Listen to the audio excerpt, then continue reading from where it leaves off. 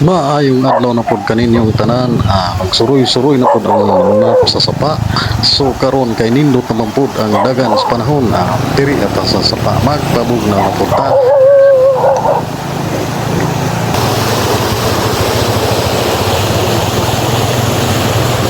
Amo dai ni among kameraman si Oscar mo'y tig video na mo nga while nagdatudlo ko aning akong kauban kung unsaon pagmapping og sapa. Adri ay naka-intercept mi og kaning quartz vein ba. Kaning orange Nga ako siyang gitudloan og unsaon pag-description sa maong bato. Kaning nga trabaho pang geologist ni, pero ako dili ko geologist, na lang ko'y gamay experience regarding aning mga bato. So diri nagbaklay-baklay mi kay para galubyal magayani nga sapa. Wala kay makita diri ang mga structure o mga adits.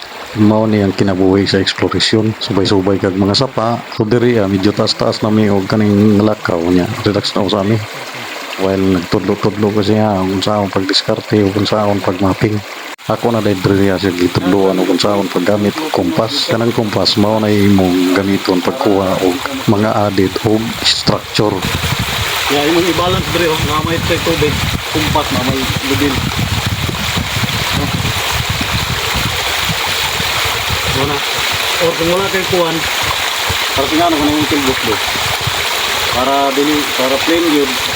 Anong butangan ng ngani? Yeah. Kana. So na sa kuan. Ang imuhang reader ani kaning puti.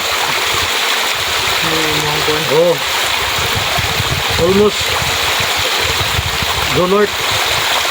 Una sa 355 degrees. Oh.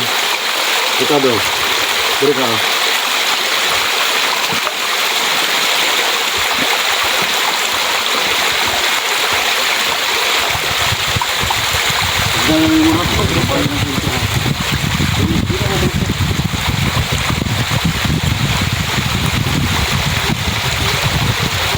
Kita ang kuan, ito para sa kuan ngayon.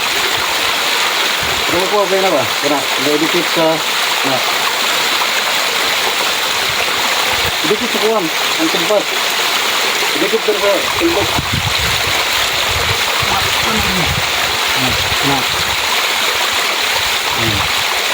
Mao dahil niyang itsura sa quartz stringer nga among na-intercept. Salamat sa inyong pagtanaw. Please follow, like, and share. Thank you.